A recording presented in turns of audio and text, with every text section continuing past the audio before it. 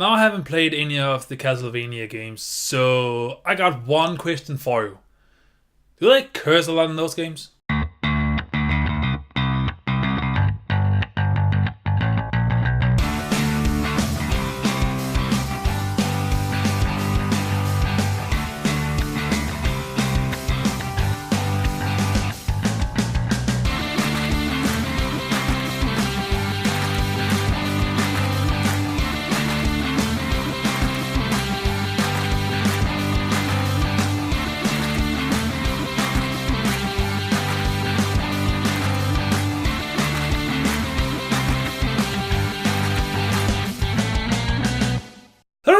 My name is Adaris and welcome to the review of Castlevania Season 1 and 2. So Castlevania is a Netflix animated series for adults. Trust me, this series is rated R hard.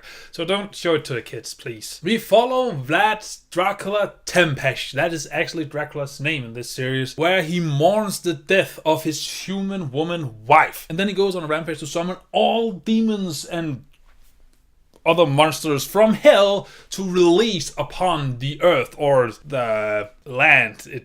This series, is it Transylvania in this series?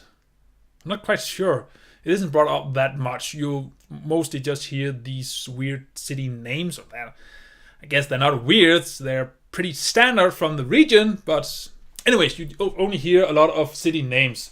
But I'm pretty sure it's Transylvania, like it is in the books. Not the Castlevania books, just about...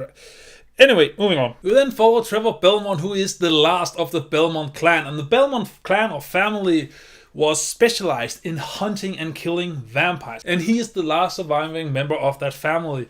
He then stumbles upon this city that is attacked by vampires or monsters throughout the night.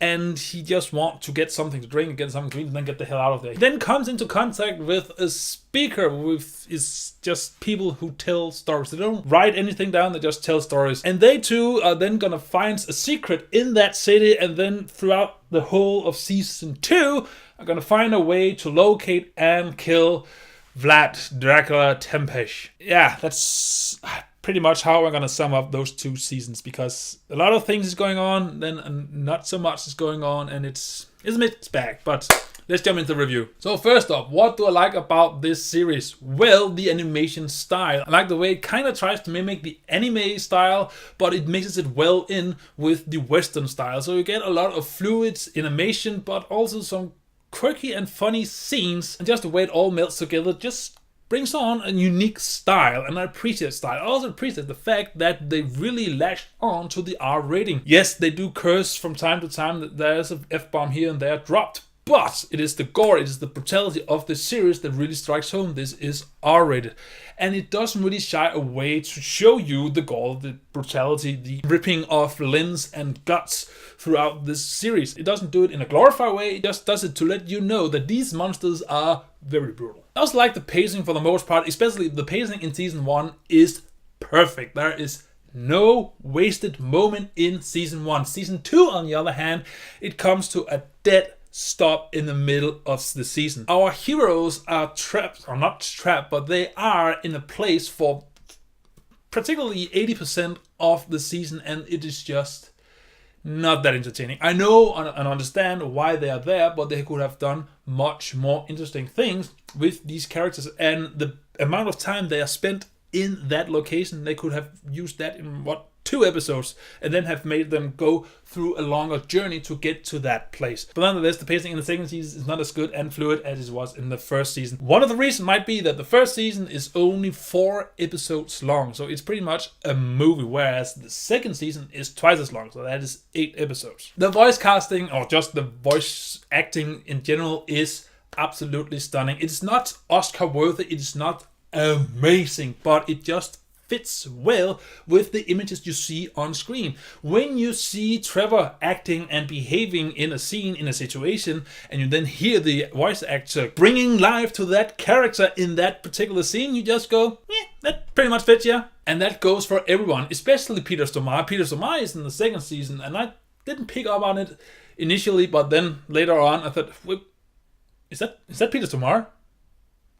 I mean, it sounds like a drunken Russian guy, so I'm pretty sure it's Peter Stormare, even though he's Swedish. But It turns out it's Peter Stormare. And just the characters all around doesn't just cash in on this territory. They actually bring something to the table, and they bring something different to the table. I also like the action scenes and the choreography of these fight scenes. They are magnificent. A lot of series, live action or animated, could learn a lot from this series. It is, holy shit, it is outstanding. Just the way they frame every action sequence just engage you into it, and you just soak everything up, and you don't even notice it. It just flows naturally, and it is on par with $100 million animated movie budget. It's unbelievable. And then there is the story. The story, I love the way they tell the story, because often when you hear that we have some good guys who's gonna take down Vlad Dracula, we know that Vlad Dracula is gonna be an opposing, menacing monster who needs to be taken down. He has no empathy for humankind or anything at all. He's just, well, a monster. But not here. This series does everything it can to show you both sides of the fight, both sides of the struggle. Not many series actually have the guts to do that, because now you empathize with Dracula. You understand why he's doing what he does, and you actually kind of feel sorry for him. And especially the confrontation with Dracula at the end of season 2 is almost heartbreaking. I don't really know who to cheer for. And I didn't actually thought that was gonna happen when I went into a series called Castlevania, based on some video games. You know what I just thought about? If you take the first season and just combined the 4 episodes into one movie, because you actually can, we would actually have one of the first amazing video games to movie adaptation ever. Not live action, but still. Has anyone noticed this? Hey, have you noticed this? But anyway, the story is fantastic. It is filled to the brim with amazing characters, and you actually understand each and every one of them. And just the way it shows magic is it's quite awesome. It shows it a bit more in the first season, especially what Dracula is capable of, and it also kind of contradicts itself from the first to the second season, because in the first season you hear that Dracula is summoning demons and ghouls from hell, whereas in the second season he's just making them out of corpses. So, kind of contradicting yourself there, but anyway. Now, as I said, there is only a few flaws with this series, and especially season 2. There are some pacing issues, there are some missed opportunity. If you don't know, the Castlevania games revolves around you getting through Dracula's castle, which is big, fighting a lot of monsters, and then at the end fighting Dracula. Where here, no, unfortunately, you don't get that at all. Yeah, kinda, but not really, and it's a missed opportunity. And then there's the pacing issues, and I'm kind of stoked for the third season, because it does leave some interesting breadcrumbs of what's gonna happen, but yeah, I can't really tell much without spoiling it. So, but anyways, this is a series that has very few flaws, and one of the reasons is there are not that many episodes per season. One of the reasons, I think, is because the animation quality is sky high. It is movie worthy. I kid you not. This could have been a movie. I know I've said that before, but seriously, this should be a movie. But I'm glad it's not. But anyway, I don't have much more to say, because this is an amazing series.